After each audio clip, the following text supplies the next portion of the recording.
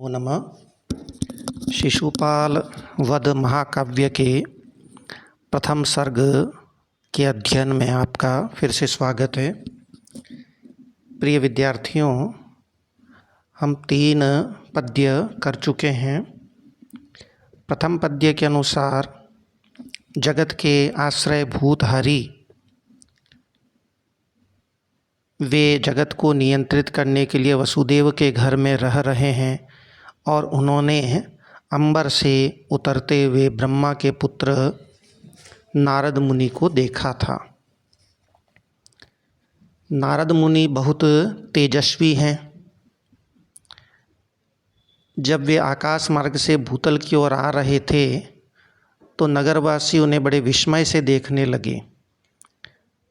वह तेज कभी उन्हें लगता कि ये सूर्य हैं, लेकिन सूर्य की गति तो तिरछी होती है और वह संदेह दूर हो जाता था। कभी उन्हें वो अग्नि लगते, लेकिन अग्नि का ऊर्ध्व स्फुरण प्रसिद्ध है, तो वह संदेह भी जाता रहा, क्योंकि ये जो तेज है वो सब और विचरण करने वाला है और नीचे की ओर आ रहा है। तो लोगों द्वारा भी वे बड़े व्याकुलता के साथ देखे गए कि ये कौन है। अब यद्यपि भगवान विभु हैं, वस्तु तत्व का निर्धारण करने में समर्थ हैं, फिर भी लोक दृष्टि से ये बताया गया है कि उन्होंने नारद को कैसे पहचाना। जब वो बहुत दूर आकाश में थे तब श्री कृष्ण ने सोचा, ये निश्चय किया कि ये तेज का पुंज है, लेकिन कुछ और समीप आए, आकृति उनकी कुछ प्रकट हुई तो उन्हें लगा कि ये कोई शरीरधारी हैं, चेतन हैं। और जब उनके अवयव और स्पष्ट हुए तो उन्हें लगा कि ये पुरुष हैं, और इस क्रम से उन्होंने नारद को पहचान लिया। क्रमादमुम नारद इत्यबोधिश। अगले कुछ श्लोकों में यही क्रम चलेगा, क्रमादमुम नारद इत्यबोधिश, कि इस क्रम से उन्होंने आते हुए नारद को पहचान लिया। अब आगे के श्लोक विद्यार्थियों को यद्यपि कुछ बोर करने वाले लगते हैं, लेकिन ये श्लोक बड़े रुचिकर हैं। आइए इन्हें समझने का प्रयास करते हैं। आगे के कुछ श्लोकों में नारद मुनि श्री कृष्ण को कभी शिव जैसे दिखाई देंगे, कभी हिमालय जैसे, कभी अपने भाई बलराम जैसे, कभी शरतकालीन मेघ जैसे, और कभी झूल से युक्त श्वेत ऐरावत हाथी जैसे लग रहे हैं। माघ की ये सब कल्पनाएं वर्ण साम्य पर आधारित हैं, रंगों के ज्ञान पर आधारित हैं। तो इन कलर्स की, रंगों की समानता को आपने समझ लिया तो ये सब जो नारद कभी शिव जैसे लगते हैं, कभी हिमालय जैसे लग रहे हैं, ये सब कल्पनाएं आपकी आँखों के आगे साकार हो उठेंगी। तो आइए उनको उसी रूप में समझने का प्रयास करते हैं। ये चौथा पद्य है जिसमें श्री कृष्ण को नारद मुनि शिव जैसे प्रतीत हो रहे हैं। शंभुना शिवेन, शिव जैसे लग रहे हैं। शिव जैसे कैसे लग रहे हैं पहले ये समझ लीजिए। ये रंगों का जो साम्य है वो समझ लीजिए कि नारद मुनि है वो श्वेत रंग के हैं। तो इसमें बताया है कि कपूर के चूर्ण के समान श्वेत वर्ण वाले श्री नारद जिस क्षण आकाश में नीले नीले बादलों के ठीक नीचे होते हैं तो वे तांडव नृत्य के उत्सव पर नीली गजचर्म को ऊपर उठाकर और भस्म लपेटने से श्वेत हुए शिव जैसे लगते हैं। तो ये रंगों की समानता आपके आगे स्पष्ट है कि नारद श्वेत वर्ण के हैं, कपूर के चूर्ण के समान, और उधर शिव ने भी अपने शरीर पर भस्म लगा रखी है तो वो भी श्वेत हैं। नारद के ठीक ऊपर नीले नीले बादल हैं, और शिव ने भी अपने हाथों से तांडव नृत्य के समय जो गजचर्म, नीली गजचर्म गजासुर का वध करने के बाद ऊपर उठा रखी है, वो भी ठीक नीले बादल जैसी लग रही है। अब इसका अर्थ देखिए। नवान अधोधो बृहत पयोधरान समूढ़ कर्पूर पराग पांडुरम क्षणं क्षणोक्षिप्त गजेन्द्र कृत्तिना स्फुटोपमं भूतिशितेन शंभुना। नवान नए, बृहत विशाल, पयोधरान जलदान बादलों के, अधोअध ठीक नीचे नीचे। अब ठीक नीचे कौन हैं? वो नारद हैं। कैसे हैं? समूढ़ कर्पूर पराग पांडुरम, समूढ़ पूंजीकृत एकत्र किए गए कर्पूर पराग पांडुरम, कपूर के जो पराग हैं, चूर्ण हैं, उस चूर्ण के समान पांडुरम, पांडुर वर्ण के, श्वेत वर्ण के नारद वे क्षणम, क्षणम उस क्षण जब वो ठीक बादलों के नीचे होते हैं, उस क्षण क्षणोक्षिप्त गजेंद्र कृत्तिना, वो कैसे लगते हैं? क्षणोक्षिप्त, क्षण का अर्थ उत्सव भी होता है, तो तांडव नृत्य के उत्सव पर उत्क्षिप्त गजेंद्र कृत्तिना, कृत्ति अजिन को कहते हैं, चर्म को कहते हैं, उत्क्षिप्त गजेंद्र कृत्तिना, गजराज की कृत्ति को, चर्म को उत्क्षिप्त किए हुए, ऊपर उठाए हुए, भूति शितेन और भूति से सित हुए, भूति भस्म को कहते हैं, संपदा को भी कहते हैं, यहाँ भस्म अर्थ लेना है। तो भूति से, भस्म से, शितेन श्वेत हुए, धवल हुए, शंभुना स्फुटोपमम, शंभु से, शिव से, स्फुटोपमम स्फुट स्पष्ट उपमा वाले, सादृश्य वाले, उनको वे नारद हैं, इस प्रकार श्री कृष्ण ने पहचान लिया, जान लिया। अस्तु, अगला पद्य देखते हैं।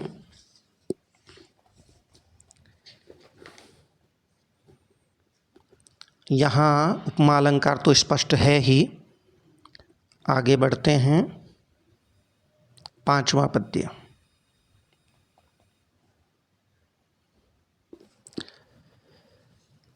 यहाँ आकाश मार्ग से उतरते हुए नारद की तुलना हिमालय से की गई है।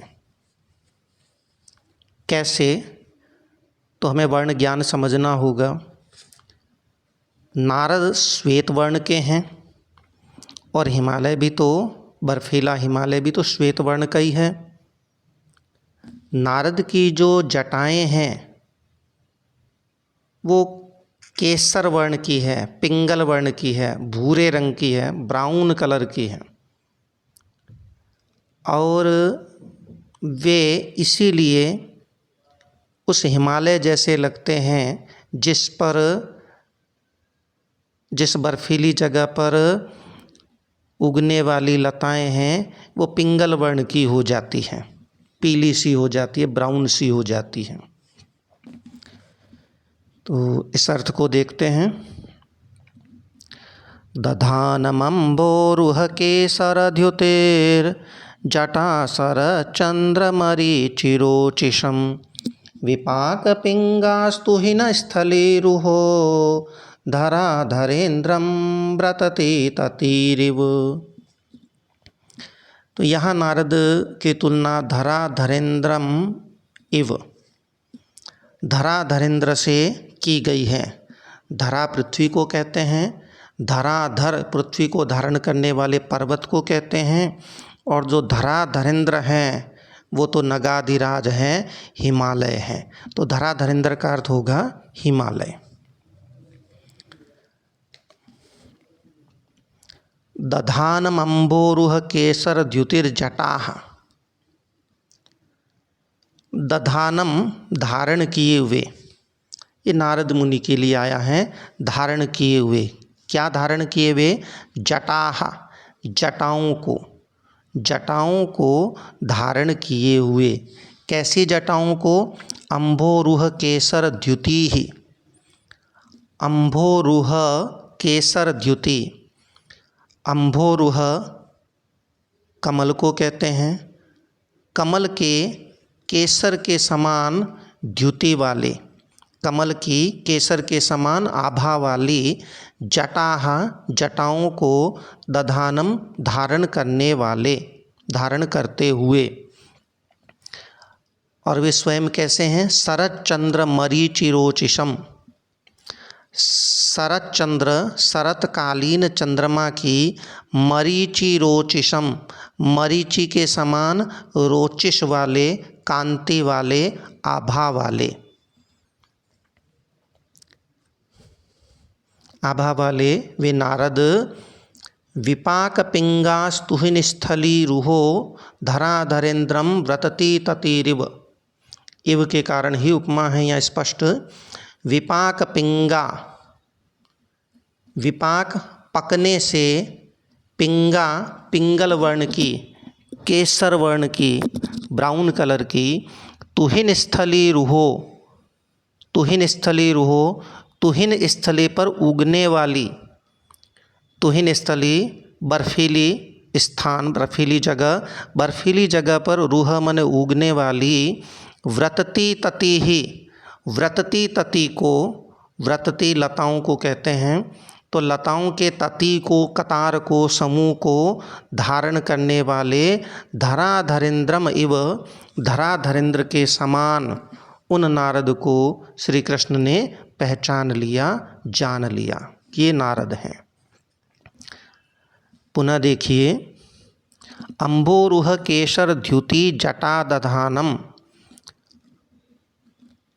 अम्बोरुह कमल, कमल की केसर द्युति, केसर के समान द्युति वाली, आभा वाली, जटाः दधानम, जटाओं को धारण करते हुए।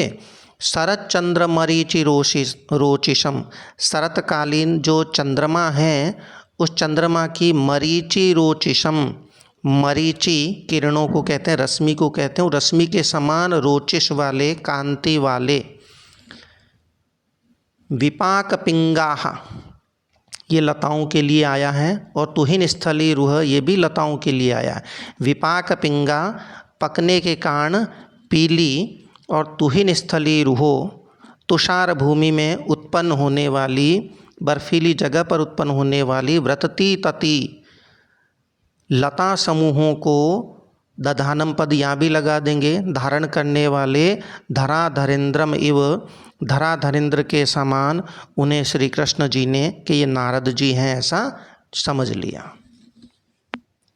तो यहाँ पर भी उपमा अलंकार स्पष्ट है। अगला पद्य देखते हैं। इस अगले पद्य में, छठे पद्य में,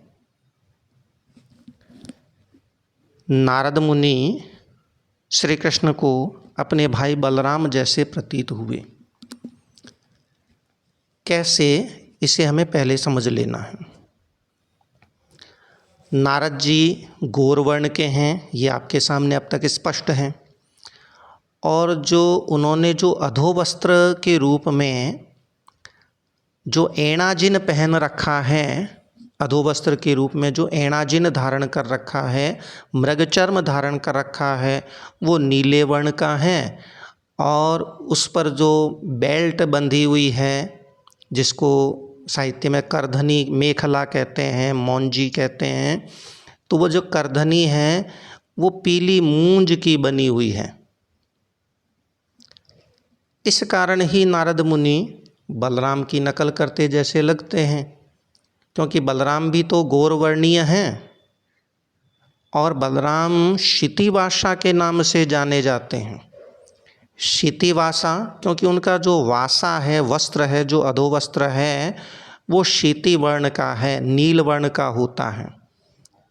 हमेशा वह नील वर्ण की धोती को ही धारण करते हैं और वह सोने की करधनी से बंधा रहता है। और नारद जी ने जो करधनी है पहनी है वो मूंज की बनी हुई है, वो भी पीली है। तो इस प्रकार आकाश से उतरते हुए श्री नारद श्री कृष्ण को अपने भाई बलराम जैसे प्रतीत हुए। अर्थ देखिए, पिशंग मौंजी युजमर्जुन छविम वसान मेणाजिन मंजन द्युति सुवर्ण सूत्रा कलिताधरांबरां विडम्बयन्तं सितिवाससस्तनुम्।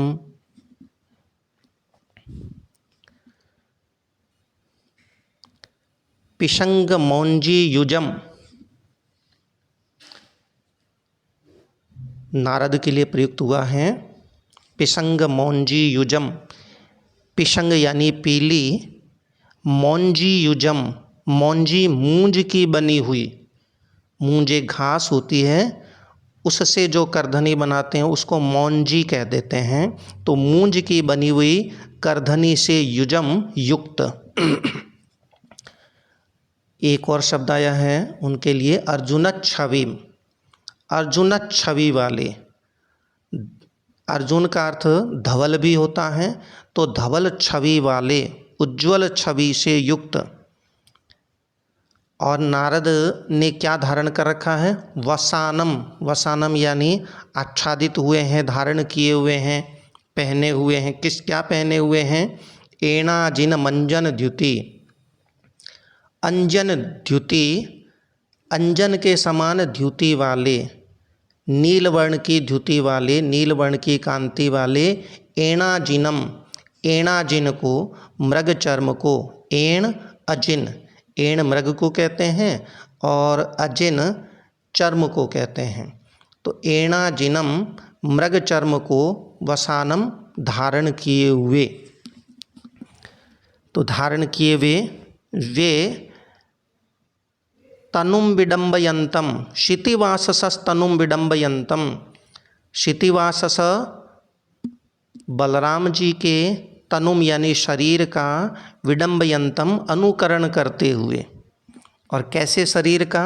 सुवर्ण सूत्राकलित अधरांबराम, सुवर्ण सूत्र से, सोने के धागे से आकलित यानी बांधे गए, अधरांबराम, अधर अंबराम, अधर अधो, अंबर वस्त्र, अधो वस्त्र वाले, सितिवासस्तनुम, बलराम के शरीर को, बलराम के शरीर का विडम्बयंतम अनुकरण करते हुए उन्हें श्री कृष्ण जी ने ये नारद हैं ऐसा जान लिया। तो यहाँ पर भी अलंकार की दृष्टि से देखा जाए तो उपमा अलंकार यहाँ स्पष्ट ही है। आगे बढ़ते हैं। इस 7वें पद्य में, इस पद्य में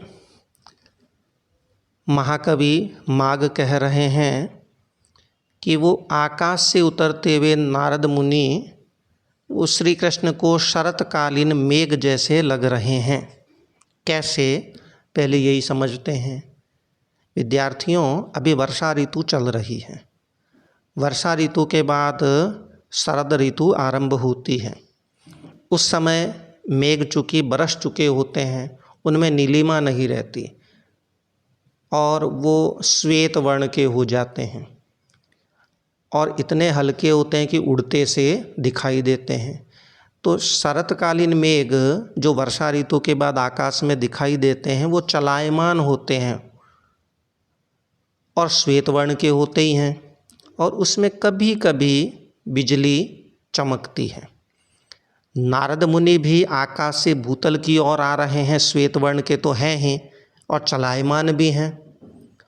और उन्होंने जो जनेऊ यज्ञोपवीत धारण कर रखा है वह सुवर्णमयी भूमि में उत्पन्न लता तंतुओं से निर्मित है। तो सादृश्य स्पष्ट हो गया। इसी कारण वे नारद मुनि शरतकालीन मेघ जैसे श्री कृष्ण को प्रतीत हो रहे हैं। अर्थ देखते हैं।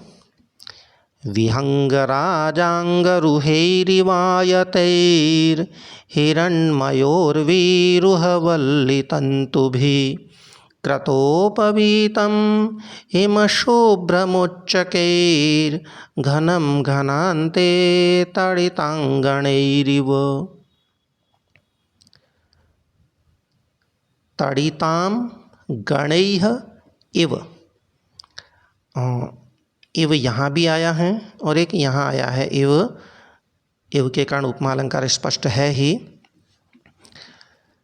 तो इसका अर्थ देखते हैं। विहंग राजांग रुहैरिवायते, विहंग राजांग, विहंग राजा पक्षीराज गरुड़ को कहते हैं, विहंग राजा। और उसके अंगरुहेई, अंगों से उत्पन्न होने वाले, अंगरूह कहते हैं रोमों को। जो हमारे शरीर पे जो रोएं उगती हैं उनको अंगरूह बोलते हैं। तो विहंग राजांग रुहेई, पक्षीराज गरुड़ के रोमों जैसे, आयते विस्तृत, दीर्घ। वो दीर्घ क्या हैं? हिरण्मयोर्वी रुहवल्ली तंतु भी, वो रेशे हैं, तंतु हैं। हिरण्मयोर्वी रुहवल्ली तंतु भी, हिरण्मयोर्वी सुवर्णमयी भूमि में, रुह यानी उत्पन्न होने वाले, वल्ली तंतु भी लताओं के तंतुओं द्वारा। वे लताओं के जो तंतु हैं वो विहंग राजांग रुहेई इव आयते हैं, पक्षीराज गरुड़ के रोमों जैसे दीर्घ हैं। तो पुनः देखिए, विहंग राजांग रुहेई, पक्षीराज गरुड़ के अंग रुहेई रोमों जैसे, इव जैसे, आयते विस्तृत लंबे, हिरण्मयो उर्वी सुवर्णमयी जमीन पर, उर्वी पर, रूह मने उत्पन्न होने वाली, वल्ली तंतु भी, वल्ली लताओं के तंतु भी, तंतुओं से कृतोपवीतम, कृतोपवीतम निर्मित, कृत यानी निर्मित, उपवीत वाले, यज्ञोपवीत वाले, उन तंतुओं से निर्मित यज्ञोपवीत वाले वे जो नारद हैं वो किसके समान लग रहे हैं और कैसे हैं? हिम शुभ्रम, हिम के समान शुभ्र वर्ण के, हिम के समान श्वेत वर्ण के वे नारद। इसलिए घनान्ते, घन का जब अंत हो जाता है, घन वर्षा को कहते हैं, वर्षा ऋतु का जब अंत हो जाता है तो वह काल होता है शरत काल। तो घनान्ते शरत काल में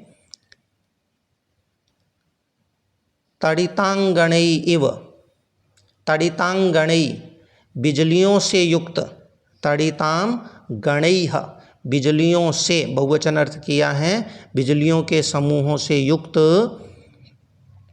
उच्चकई ऊंचे, घनम इव, इव का संबंध घनम से होगा, घनम इव घन के समान, मेघ के समान, बादल के समान, उन्हें श्री कृष्ण ने कि ये नारद हैं ऐसा समझ लिया।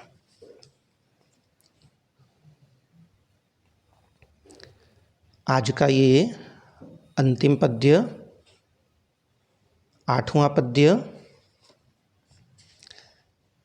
इसमें श्री नारद श्री कृष्ण को ऐरावत हाथी जैसे प्रतीत हो रहे हैं। किस तरह से, पहले ये समझ लेते हैं। नारद ने मृग चर्म धारण कर रखी है। तो कहते हैं कि कमलनाल के समान श्वेत शरीर पर जो उन्होंने चमूरू